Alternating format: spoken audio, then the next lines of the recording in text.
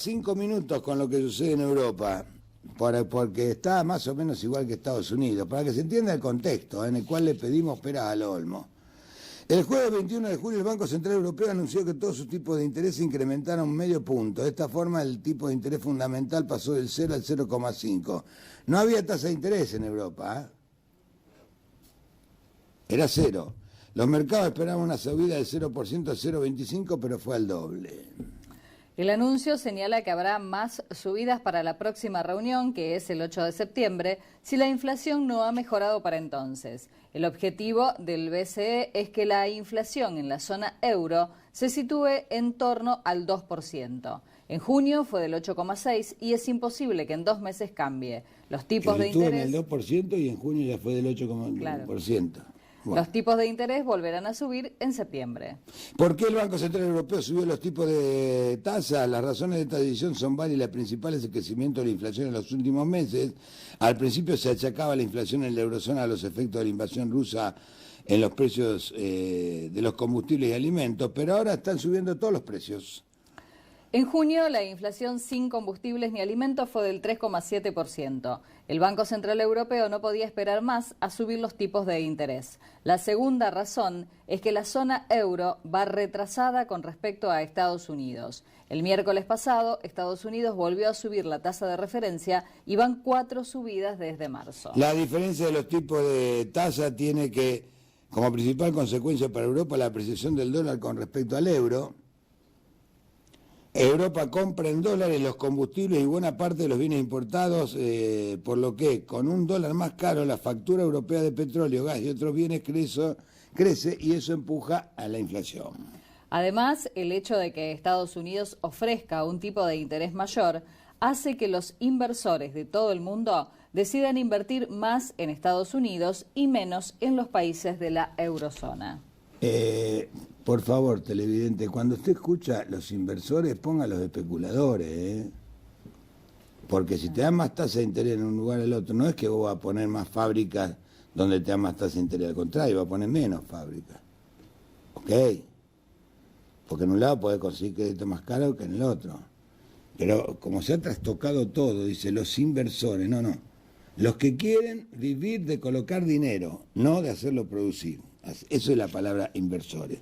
¿Por qué el Banco Central ha tardado en tomar esta decisión? Por un lado, porque al incrementar el tipo de interés se encarece la deuda de Estados Unidos de la eurozona. Los ahorristas quieren más rentabilidad para compartirlo de la deuda pública alemana, española o italiana.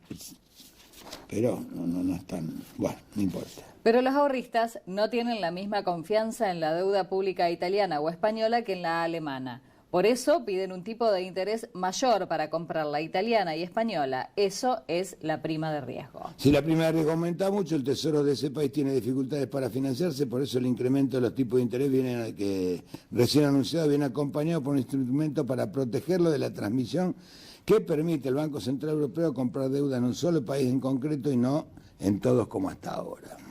El objetivo es evitar que la prima de riesgo de ese país suba mucho y le resulte muy caro financiarse. Por eso se ha puesto en marcha ambas decisiones a la vez y se han anunciado en el mismo momento. La otra razón es que la subida de tipo de interés puede reducir mucho el crecimiento de una economía en la eurozona. Al subir los tipos, las empresas invierten menos y los hogares contratan menos hipoteca, compran menos autos y sacan menos créditos. Además, aumenta lo que hay que pagar cada mes por un préstamo de tipo de interés variable. Eso afecta a la demanda, la producción y al PBI. O sea, el aumento de tasas te hace bajar la actividad económica. Las previsiones, según la estimación de Estados Unidos, el PIB cayó un 0,9 en el segundo trimestre, en el primer trimestre había sido el 1,6, 2 trimestres seguidos de caída del PIB, se considera que entraste en recesión. ¿Y qué puede pasar en la zona euro? En su documento sobre perspectivas macroeconómicas de junio, el Banco Central Europeo suponía que el crecimiento en 2022 sería de un 2,8%, pero en el mismo documento de 3 meses antes, la previsión era que creciese un 3,7%. Por tanto, las expectativas se están deteriorando. Habrá que ver si Europa se dirige a una recesión. Su dato de crecimiento medio es inferior al 1% en un año, en el que se suponía que se recuperaría de los efectos de la pandemia. La frenada es considerable. afectará a 2023 porque la previsión para ese año en el informe de junio es un crecimiento del 2,1, antes era del 2,8.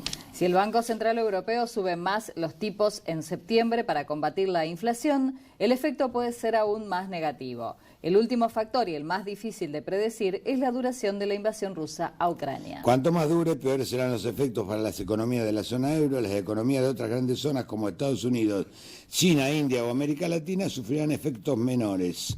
El mayor impacto de la guerra, aparte de los países en conflicto, se va a dar en Europa. Este es el marco en Europa, este es el marco. Recesión en Estados Unidos, recesión en Europa. Crecimiento en la República Argentina, sin embargo acá le pegamos un tiro al ministro de Economía. En nombre de principios muy importantes,